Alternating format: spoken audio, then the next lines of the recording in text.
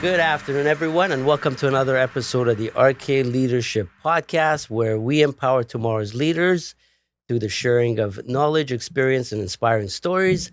I'm your host, Rob Kamranpoor, and my very special guest today is Delisa Abraham. She's been in the Army and in the Navy, and I'll let her speak to that herself. And she is a national communications coach, mentor, speaker, podcast host. Before I turn it over to you, Delisa, I want to take this time to thank you so much for being with us today and sharing your stories and your experience with the audience. Without any further ado, welcome to the RK Leadership Podcast. Well, thank you, Rob, for having me. And for anyone else tuning in, thank you guys so much for being here. It's going to be good. Awesome. I think so. It will be great. So let's get started. Why don't you share with us a bit about your background and what led you to your current role? Get your tea, popcorn, whatever it is, you ready? I'll be here for at least a minute. Nice. So I started off very young in the military. It started off really, I called the wrong phone number. I was calling Parks and Rec for a job. True story. Can't make these things up, people. And I ended up getting CFB Toronto, which was like, CFB Toronto? I'm like, what's that? You know, they're like Canadian Force Base Toronto. And so I started really inquiring more about that. And then I was like, okay, well, I'm going to university. And my parents are like, how are you going to pay for it? So that became, kind of like that stepping stone. Well, I'll go for one summer. I'll have tuition for the whole 4 years in my mind. And yeah, almost 14 years later, wow. I stayed in. But just so people understand, at the same time, I was studying at the university. So I started off as a reservist. I went to York. I studied humanities. I have a postgrad in research as a research analyst. And I just continued on with the military. I transferred from Army to the Navy after about 5-6 years. I was a master at that time. And I didn't see that I was going anywhere, not necessarily faster, but I was like, I feel like I've reached my cap. And, we've all been there. And as a woman and as a woman of color, and this is not about racism or anything, but, these are just realities. We always have to think as women, okay, is this the best place? Did I get the most out of it? And although I was in a leadership position while I was in the Army, I saw more opportunities for me in the Navy. And so I explored that path. And I started learning all about leadership and leading because it was very, very different being a young girl, like 18, 19 years old, fast tracking during that time and then understanding about team building, communication, leadership, bonding, being direct, all of these things and still being authentic to me. And once I retired, I've done enough. I was like, I've been on a couple of tours. I'm good. I've served my country. I went into corporate. And that was a whole other dynamic because now, people are like, well, I'm tired. And, I had a rough night. And it's like, well, what do you mean? Just get it done. Right? I don't know if anyone's like, let's get it done because I was so used to that mentality and mindset. So then I had to really learn how to communicate with myself, with others. I had to look at myself and continue training, more and more training beyond what I had. And once my daughter was born, that's when I was like, okay, I need a break. And so I retired, and I loved my job too. I retired from my position, and I really started implementing a lot of the leadership and the communication skills in the home so I can become the leader that I needed to be in my home. And now we're here. Amazing. That's awesome. That's a great story, and thank you for sharing that with us. Mm-hmm. Now, I want to take you back to the Army, the Navy, and the corporate world. Yes. What differences have you seen with respect to leadership, between the Army, Navy, and the corporate world, and what was your greatest takeaway? Well, the difference is you just do as you're told in the Army, right? At the end of the day, this is life and death. Yes. You're trained with that mindset. And when you are in a leadership position, not only are you receiving orders, but then you have to give orders as well as receive input from your team. But you have to be strategic and tactical in your approach. Does this make sense?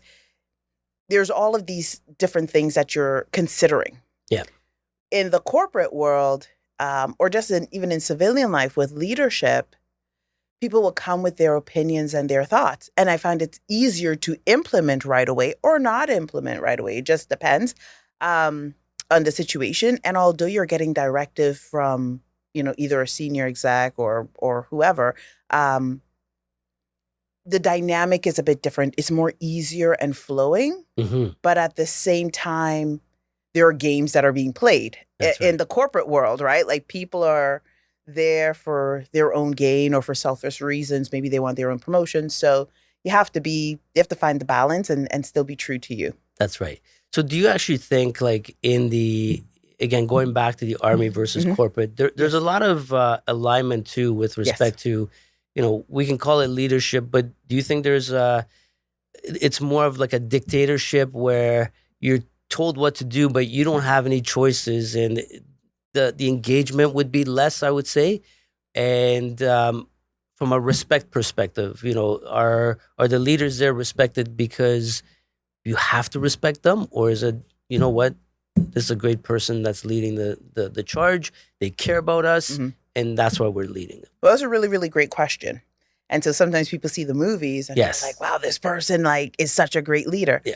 And what people have to understand is when you are in a military, trust is very important. Yes. That's number one. Liking kind of comes after, because some days you like a person, sometimes you don't like a person, but you respect and trust is like number one.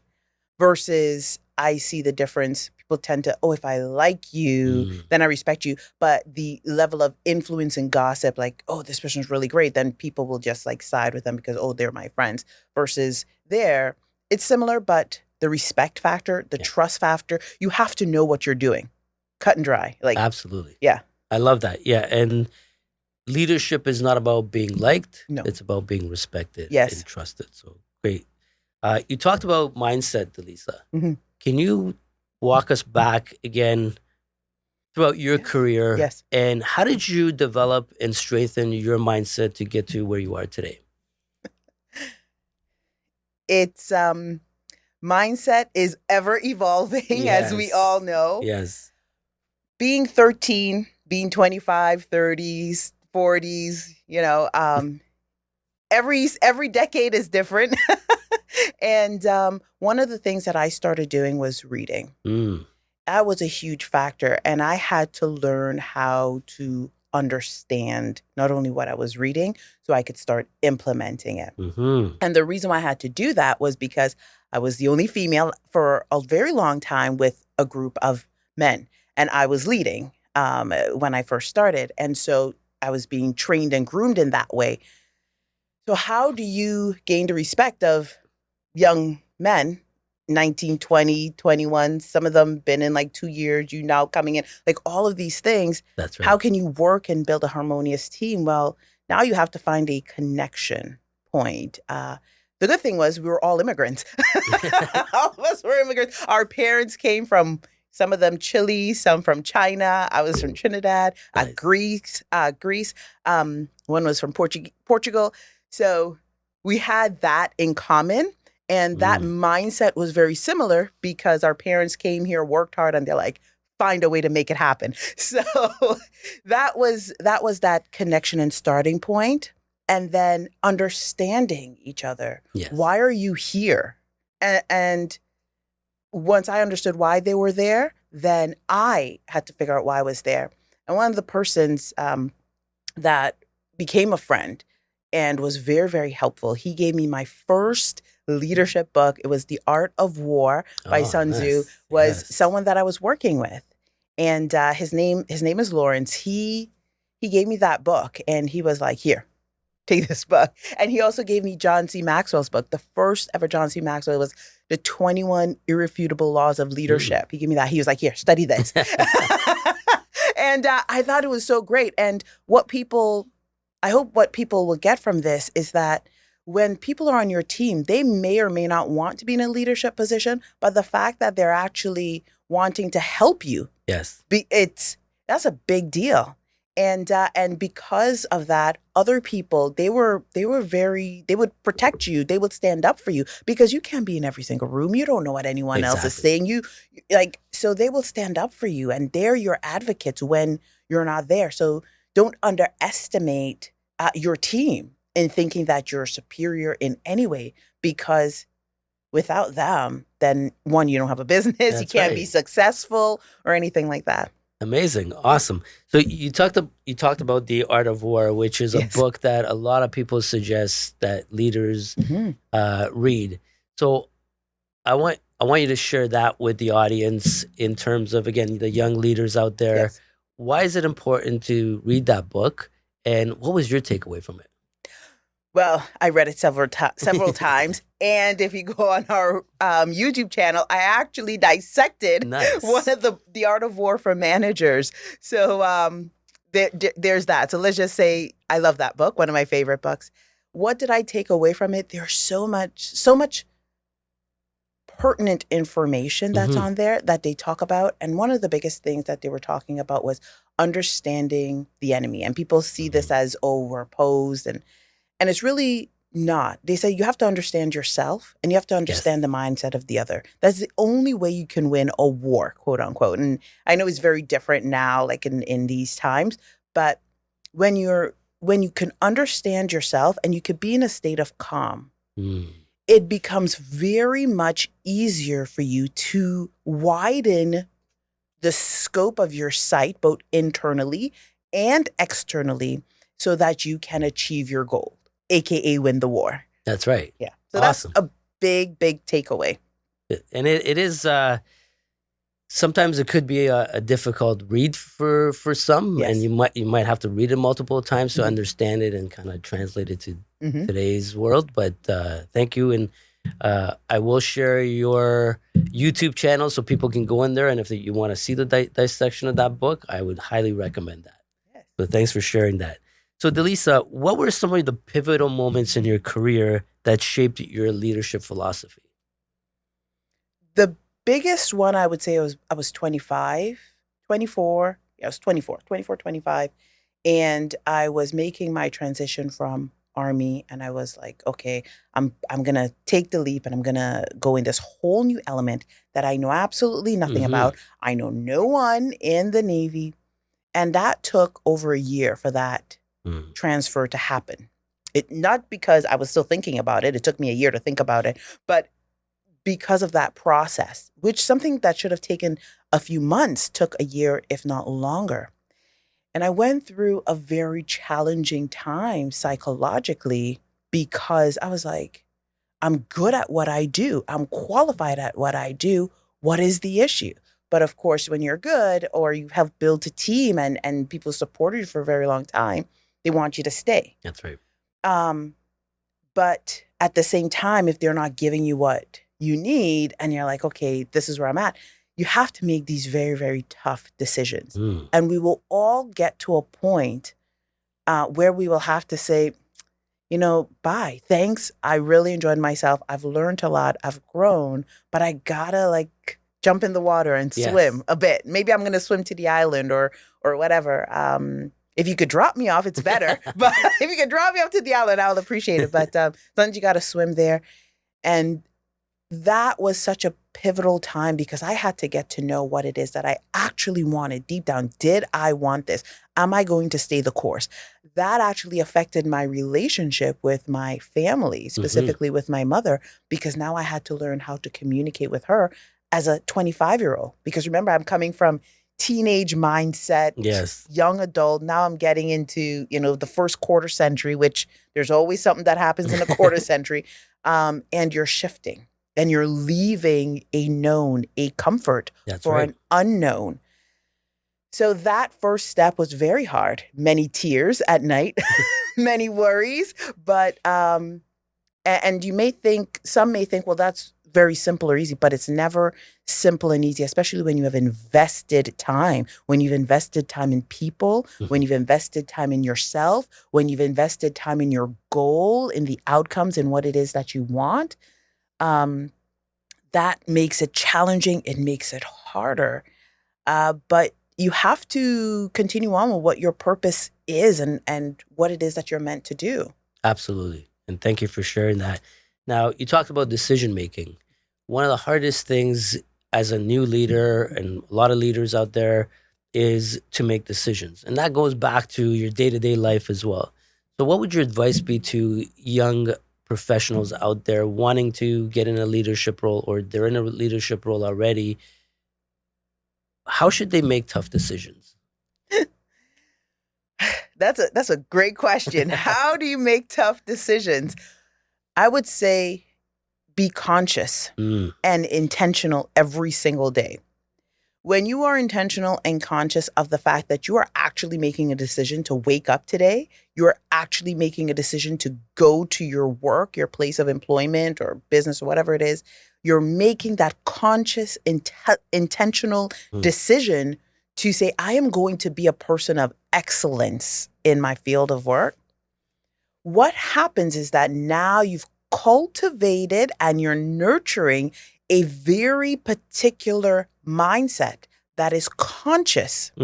Now you're tapping into your subconscious, because remember, you're feeding your brain, you're feeding your mind, you're feeding your spirit in a very specific and particular and strategic way that everything around you will start manifesting or coming to fruition in this reality, in this earth realm. Now, when a tough decision comes out, maybe there is a conflict resolution that is needed, perhaps a negotiation of something. Perhaps you have to tell someone no. Yes. and that's a reality and a fact. What happens now is, because you've made this conscious and intentional decisions every single day for yourself personally, you start cultivating a wisdom within you, because now you've connected your conscious, your subconscious, as well as your heart or spirit, minds together, that you can stand and make that decision. Now, the first few times, it's always difficult and you'll feel a pain. We all feel the pain, but it gets easier. And as I mentioned, once you are intentional and conscious in your decision making with yourself, with your family, with all the things that you're doing, it flows naturally and effortlessly, and you will have words of wisdom or words of encouragement or words of support, regardless if the answer is not at this time. Let's think about this, or yes, wow, I love this. Let's move forward. That's right. Yeah. And so you're still you're setting boundaries, you're respecting yourself, you're respecting the other, and you're actually building a stronger community with your team. 100%. And I love you mentioned being intentional with it. So I think as long as you're living those values, your own values, and you're making that decision based on your values, regardless of what happens, you're gonna, live through it. Yes. So now I want to take you to the follow-up to that question, where now you've come out with an undesired outcome based on your decision that's impacted other people negatively. What do you do? Well, you can't please everyone. So let's start off with that. Accountability. I'll say let's start off with accountability. When you are intentional and you are conscious in your decision making, that leads to you being accountable. And so regardless of if people are saying, I don't like this doesn't work, it is okay, because you have taken on the responsibility and the accountability within yourself to either see to fruition. Now, if the decision you make turned out to be the not correct decision, it's okay. Earlier, I spoke about eventually, like when you're making these decisions, you'll have the wisdom and you'll build a stronger community. This is where the community piece comes in with your accountability. Because if something fails and the people are seeing you as the strong leader that they expect you to be, and they respect you, Yes. they will form a community around you, and they will make sure that this does not fail, or if it does fail, we will do whatever it takes for it to succeed. This is a fact. If you Yeah. look at anyone in any industry, you will see it. It doesn't matter. And eventually the team or the community rallies together and it works. Absolutely. So another piece I want to talk to you about is communication. Yes. So being a national communication coach, how important is communication in leadership, and how can young leaders learn to, become better communicators? Because I know that there's a struggle, again, not only in the corporate world, but even outside the corporate world, in your own relationships with, friends, family, or spouse, or whatever it may be. How do people become better communicators? Have to learn to communicate with yourself first and foremost. The things you say to yourself matter. Some people, I know they have the mirror exercises, and it can be portrayed at times as self-serving. Oh, I'm beautiful, or I'm smart, and all of those things. That's great. But what many people forget is that these internal talks means that you have to face the demons within. You have to face the fears that come up. You have to face the fact that, hey, there was a trauma that happened, I don't know, 6, 7, 10, whatever age it happened, and perhaps you have suppressed it. Yes. And that's part of your communication. Now, that doesn't mean, not for everyone, that means you have to go to a therapist. That doesn't mean you necessarily have to have a coach or anything like that. What it does mean is that as you start learning to better communicate with yourself, you're learning to understand yourself, and you've faced your quote unquote demons, right. You realize, wow, it's not that scary. And so you release it and you let it go. And now because your mindset, earlier we were talking about learning to communicate with yourself, that new mindset shift helps you to evolve. It builds a resilient mind, a resilient spirit. You actually start fortifying your mind, your brain, your heart. And it may seem tactical, this approach. I'm not using flowery words with you, because at the end of the day, once we can become resilient, that resilience comes because we've gotten this inner strength. And now we're fortified. So we can still be open and compassionate and empathetic and strong and all the things, but we're still fortified because we've set the boundary and we've known how to communicate with ourselves because we know who we are. Absolutely. I love that, because if you ask a lot of people this question, they'll get into, various aspects of communication, like listening, active listening, etc. But this actually goes a lot deeper.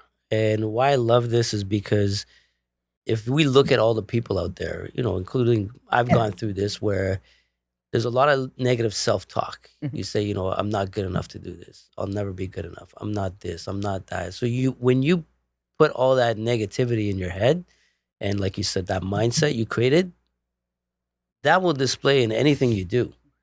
And as a leader, I always say that if you can't lead yourself, you can't lead other people, because everyone is, they're looking at you. And if you're not that strong person, how can you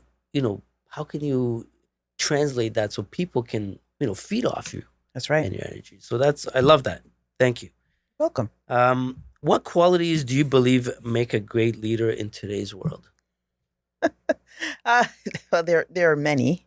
One of the qualities will definitely be listening. Talking less, listen more. That is one of the number one. It has been for many centuries, and it still is.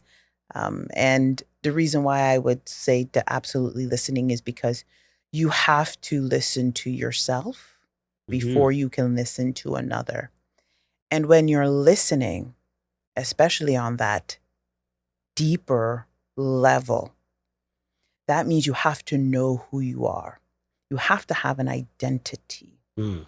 And once you know that knowing who you are or is, it forms your values, your morals.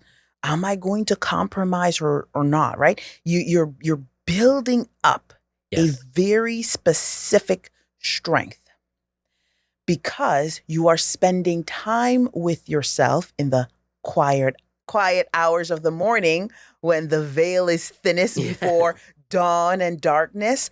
James Allen's quote there for people that are thinking, what are you talking about? And you get to see who you are because you have to listen to you.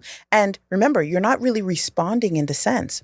So now when you go in front of a team who's presenting, or you're listening to a potential person that you want to collaborate with, because you've already listened to yourself and you know your boundaries, you know who you are, it becomes easier for you now to understand where this person's mind, their brain, their understanding is coming from. And you can listen beyond the words of what they are saying. And I'm sure you, Rob, you've been doing this for, years. So when someone's speaking to you right away, you don't even listen to the words. I mean, you're hearing the words, but you're listening to the spirit behind the words. You're listening to the intention behind the words. You're listening to what they're not telling you so that you can make the best decision. That's right. To know how to move forward, which will guarantee you success after success, even in the appearance of failure, because you will know what to do. Exactly. And, in that listening, you can pick up a lot of things indirectly that the person's trying to tell you, right? And, reading body language and, you call it whatever you want to call it, active listening, but it's just honing in and really listening to their feelings, emotions, everything come out. You can pick up a lot of stuff indirectly. So I absolutely agree with you on that. Awesome. So Delisa, we all go through tough times in our life, and that's how some of us get shaped from those tough times. What is one of the biggest challenges that you've faced over the course of your life, whether in your career or outside of your career? And how did you deal with it? And what was the biggest lesson that you learned? One of the biggest challenges, it was becoming a parent, honestly. It was becoming a mother. And I am a single parent. I've always been a single parent. It's just been my daughter and I from the belly. And so I had to go through a lot. I had to look at myself in a particular way and heal from any hurt and pain, let go and release. Then I had to take a minute and put on my military cap and be like, well, where are you going to go from here? How are you going to raise this child? And so that was a whole other process. So now I have to draw on not only my academic background, one in research, but also my spiritual growth, and then also my experience. Where do you see this being, this young child that's helpless? Like, how are you going to help them?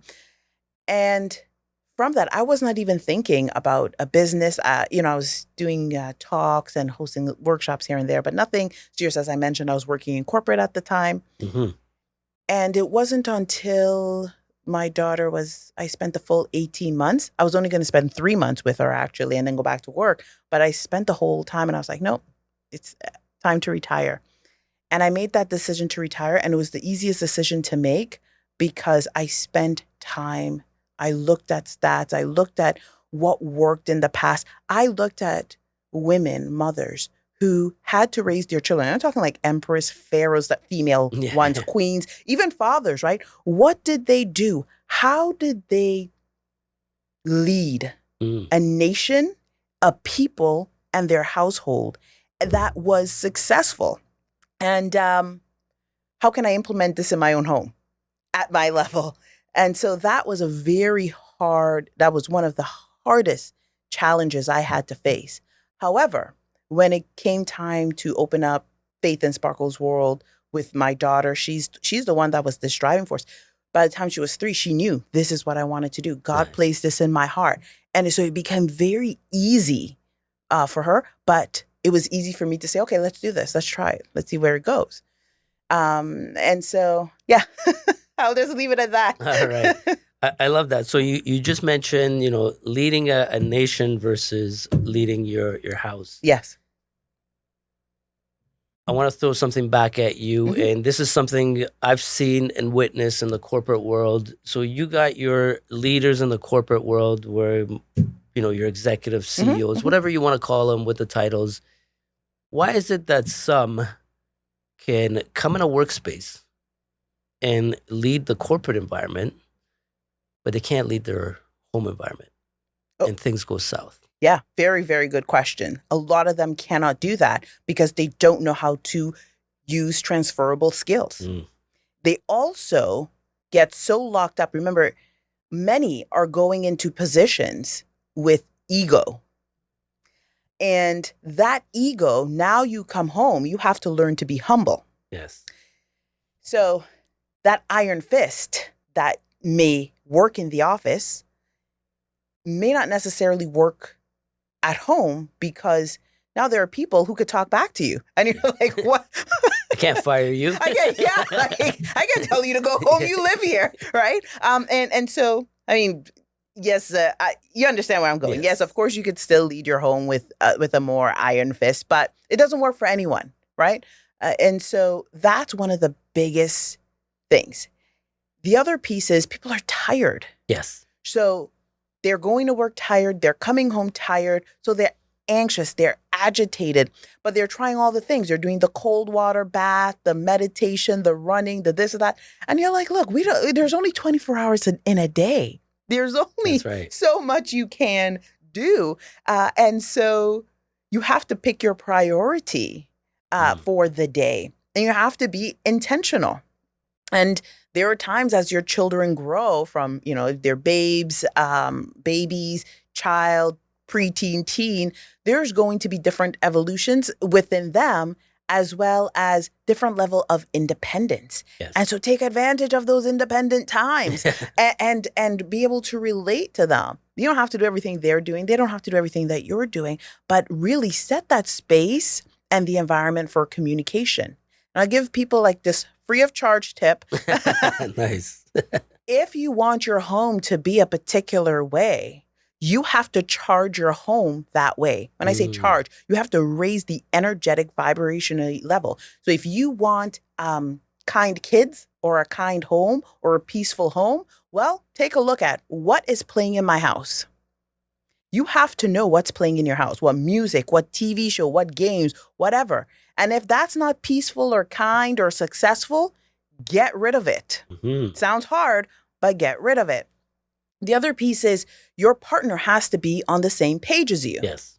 You have to be able to communicate that. Now, not everything's going to be perfect. When you're out doing whatever you're doing and your partner's out doing whatever they're doing, there needs to be that same unison and community. So the community you're building on your work is similar. You have to build a community in your home. So see it that way so that when you say tag you're it, or your partner says tag you're it, you are still moving towards the same goals. Yep. And remember, the goals are ever evolving. And it has to evolve because we're people and we're always evolving. So these check-ins make a massive difference. That's right. Then you have to incorporate children, if there is any. Now, depending on how old they are, how do we do this, right? We're in between a generation where we want to hear what you have to say, but we still, of course, we have to lead, right? We're the authority in their lives. Yes. And as the authority in their lives, well, I'm going to listen to what you have to say, similar to how I'll listen to a team member in what they have to say. And if something is not working, if this is not helping, we got to be open and honest and communicate that in a way that is also encouraging to our children or supportive. Great idea. Let's think about it. How are we going to make this work?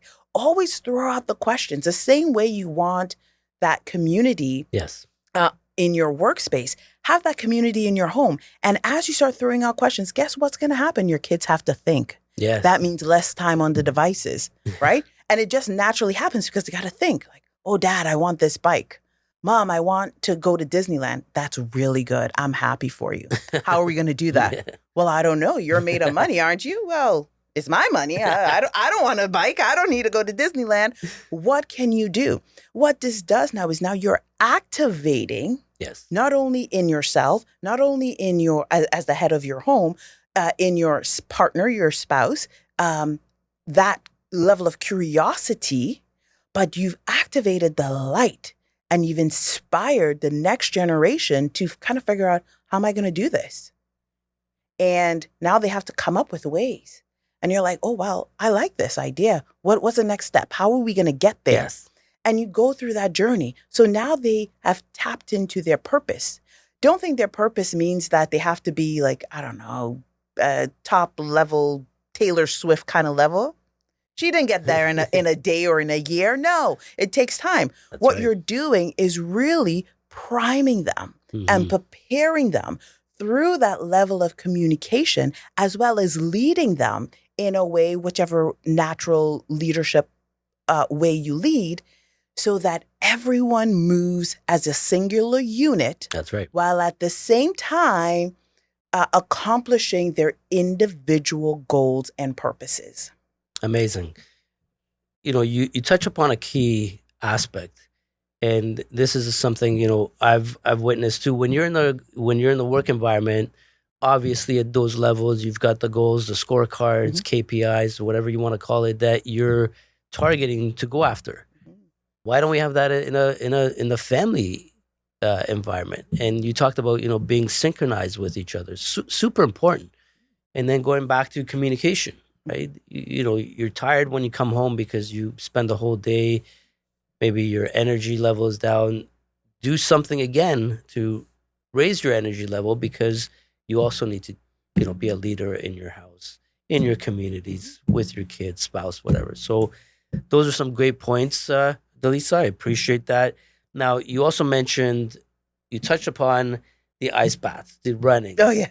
So my question for you is, do you have any daily habits that have helped shape or, you know, bring you to success today? Oh, do I have any? What kind of question is that? Of course. You know, you get up and you do your workout. But the biggest thing before you even do your workout, whatever your workout is for that day, sometimes it's walking, running, weights, whatever. Your spirit, your mind is, for me personally, is a big piece. Sometimes we get up and you're like, oh my goodness, I'm late. What am I going to do? You know what I do? I put on some sort of either songs to get me going. And I don't mean like the intense song. I'm talking like my spiritual songs. I like get my spirit aligned, saying my prayers, declaring and commanding my day. You have to know how to command your day, because if you don't, guess what? You will just fly with the wind. And that's just not a good thing. And so that piece is very important. If you don't do your workout, it's okay. You could do your workout at lunchtime. Yes. You could do it at night. But commanding your day is very important. Setting a direction and an intention. Right. And blessing your children before they leave. Blessing your spouse before you leave.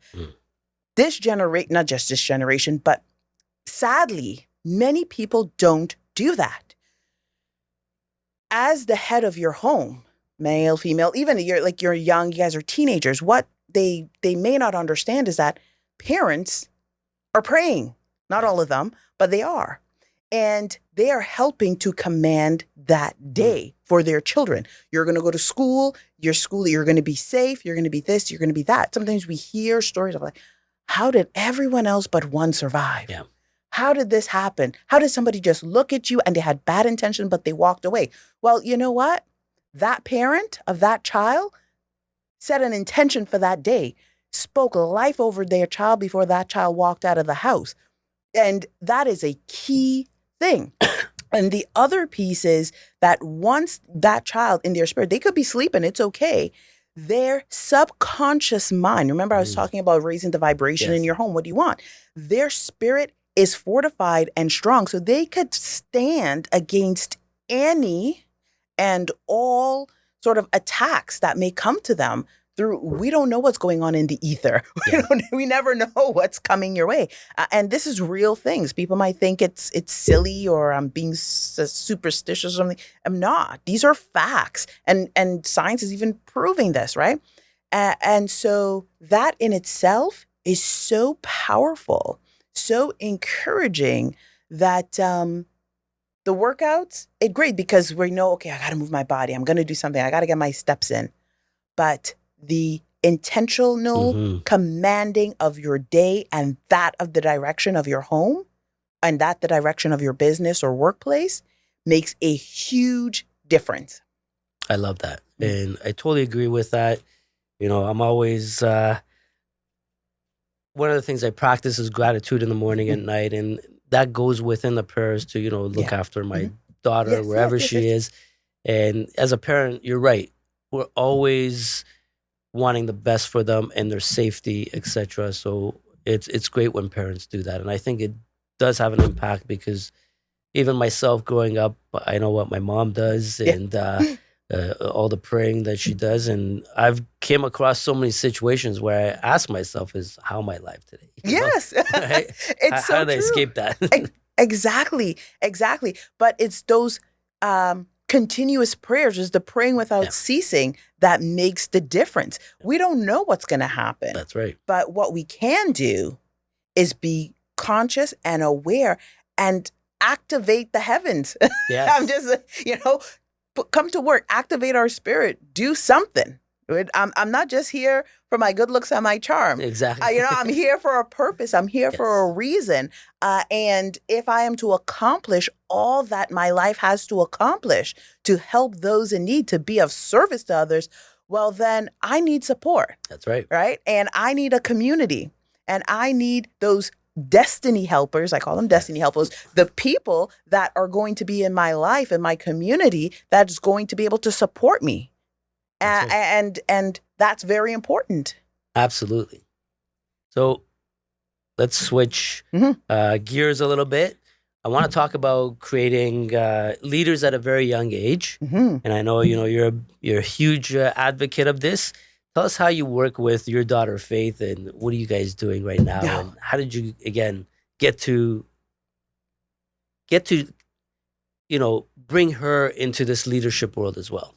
Oh, well, lovely question. And I could go on all day, but I know we're pressed for time. One of the biggest things is, of course, setting the intention, understanding and knowing, I don't know what you're going to do. You have to make your choices in your life, but my job is to prime you, activate that light and support you as you're going.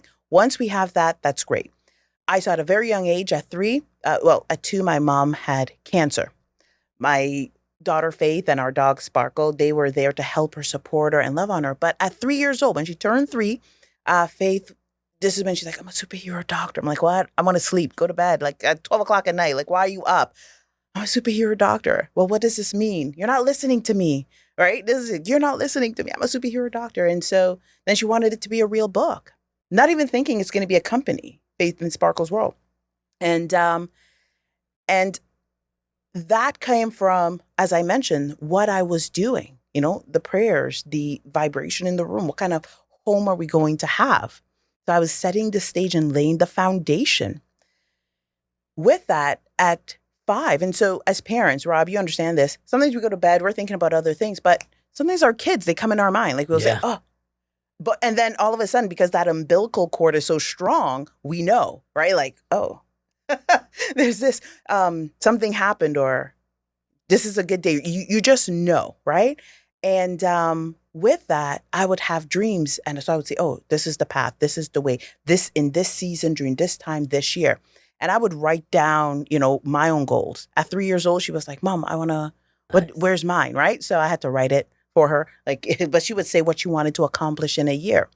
At 5, one summer in July, she was like, Mom, I saw myself on stage. So instead of me having the dream, she had the dream at 5 years old. Supposed to be on stage. Doing what? Supposed to be talking. I had a microphone and I was talking and I was like, that's wonderful. A couple of weeks later, I got a phone call. Oh, can is it okay if Faith comes? We're having this event. Can she read her book?